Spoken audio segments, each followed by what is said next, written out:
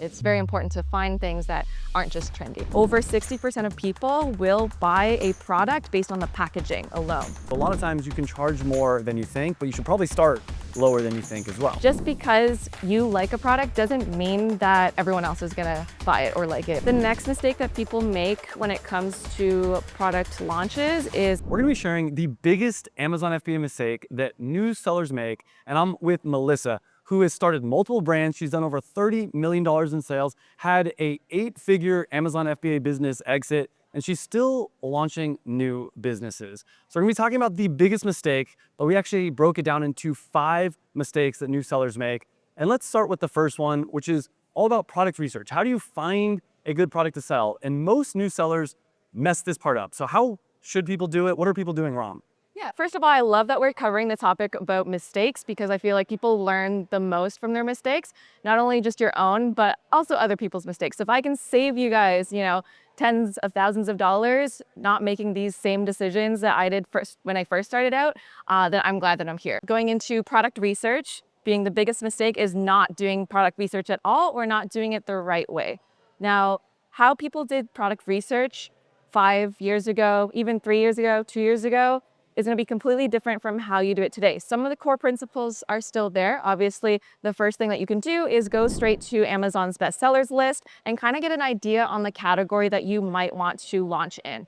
Now, for me, I like to personally launch products that I personally use or products that I already maybe have a little bit of knowledge in, because then you're not really starting from scratch about learning a whole different industry. And I find that the best genius comes out of almost marrying 2 different industries into one, and then finding bits and pieces of these core industries that you maybe have some sort of interest or passion in, and then deriving it into something a little bit different. So when it comes to product research and choosing the right product for you, you're gonna be a lot more passionate about something that you are gonna be using on a regular basis. So for me, the first product that I ever launched was actually an organic castor oil. And I launched it out of a need for myself because I was actually working in car sales and it was a very stressful job. If you're not hitting targets, it's a very high stress environment. And I started losing hair by the fistful. And basically I had a little bald spot, and it's a type of alopecia. It's called alopecia areata. And basically it is caused by stress. So I was looking at options to regrow that hair a little bit quicker, a little bit more naturally without having to use chemicals. And I noticed there wasn't a whole lot of options out there, ones that were truly organic and hexane free. Now, obviously there were some out there, and I've tested a bunch of them, but I also noticed, hey, eyelashes, how can I grow them faster? As someone who is Asian, has very thin eyelashes, they're non-existent. Also, how there was the trend where everyone was threading their eyebrows super thin, that was super in back then. Well, it's not anymore. So needed something to kind of help fill that out. And that's where castor oil came into play. And I realized that there was just so many use cases for it. And I think that's the other thing, finding products that have multiple use cases, because then you can also target multiple different keywords, right? So you're targeting different problems, and that way it's a multi-use product. And not only that, we added accessories to kind of help create a bundle effect. So a couple different things here. The first thing I want to mention is, this is what I always talk about here on the channel, is creating a passion product. Create a product that you're actually passionate about. But the second thing that Melissa was talking about is you need to follow the numbers as well. And you can actually go to the Amazon bestsellers rank. You can find what products are the most popular in the category, and you can find out how much each of those products are making. For instance, you can use Helium 10 or Jungle Scout, go to the products, and I actually found my current product using a method like this, where I went into the supplements category and I saw 3 or 4 out of the top 8 supplements were electrolytes. I looked at one, it was doing $3 million a month. Another one was doing $2 million a month. Another one was doing $1 million a month. And so all these products were having success, and I just needed to find a way to niche it down. So before we get into the next biggest mistake that new Amazon sellers make, I do want to let you know that if you want my help starting or growing your Amazon business, I'm here for you. There is a link down below where you can get a free call with someone from my team, and we will give you an overview of how we can help you to start or grow your Amazon business.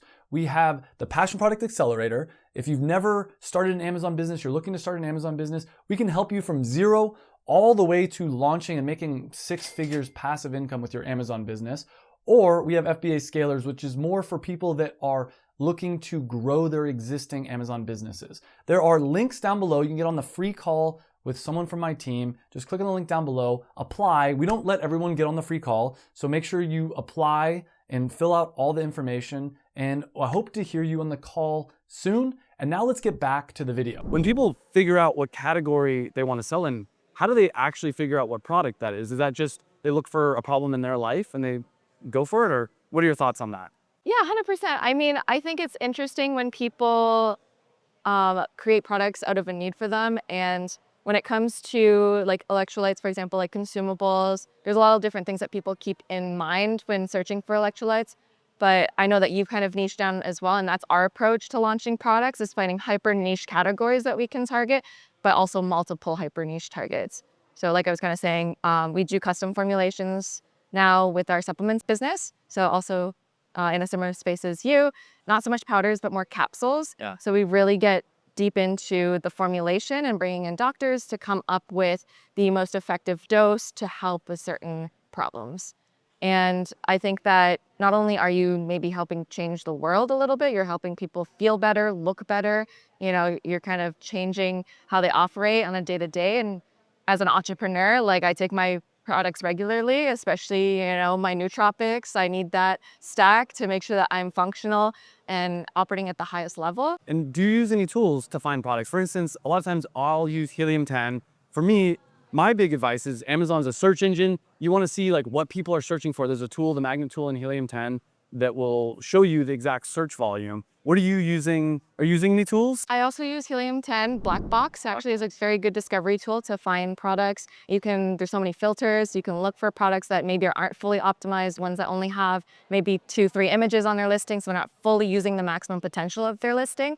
Ones that have like under a certain number of reviews, because you don't want to go into a category where it's dominated by, you know, massive companies that have thousands and thousands of reviews. It's going to be very difficult for you to break into that space, especially the more generic ones. I also use Data Dive as well to compare competitor products and then find different keywords and kind of use that for keyword discovery, because when I position my products from the very beginning, I want to have keywords in mind.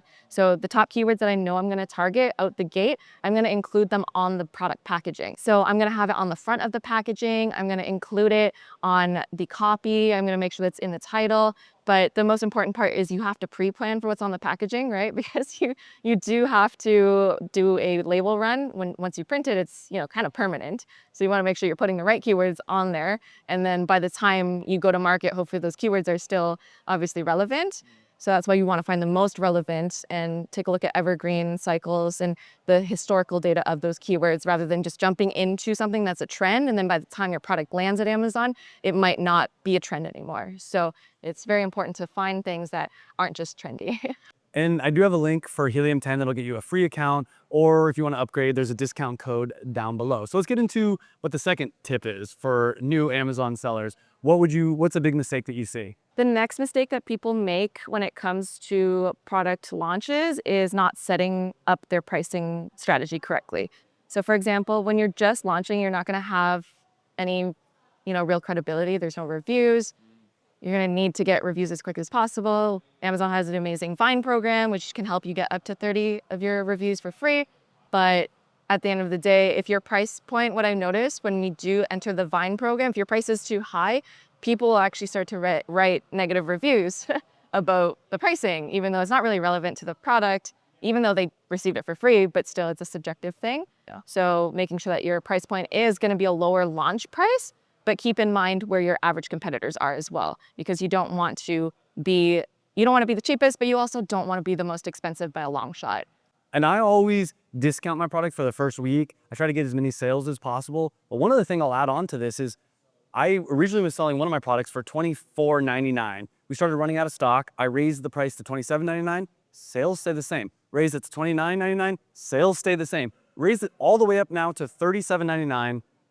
Sales have gone up, and I'm making way more profit. So a lot of times you can charge more than you think, but you should probably start lower than you think as well. So the next mistake is not investing in your packaging early on, which I kind of touched on it earlier, not just the keyword optimization and including it on your packaging, but also just making sure that your branding is on point. Gone are the days where you can just launch a generic product. You need packaging that speaks to your customer. You need it to, make people feel some type of emotion, but also keep in mind that over 60% of people will buy a product based on the packaging alone.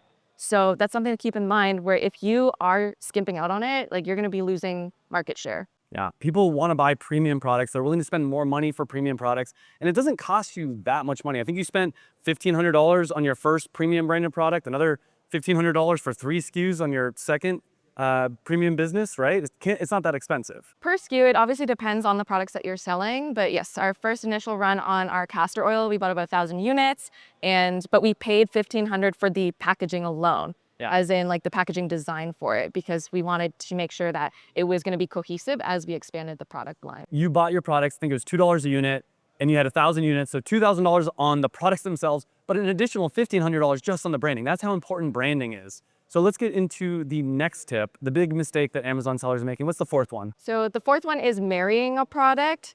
Just because you like a product doesn't mean that everyone else is gonna buy it or like it, or there might not even be some sort of demand for it. Tying into the first mistake that we kind of mentioned, where not doing product research, well, we need to make sure that there's actual search volume. Sure. So again, using tools like Helium 10 Jungle.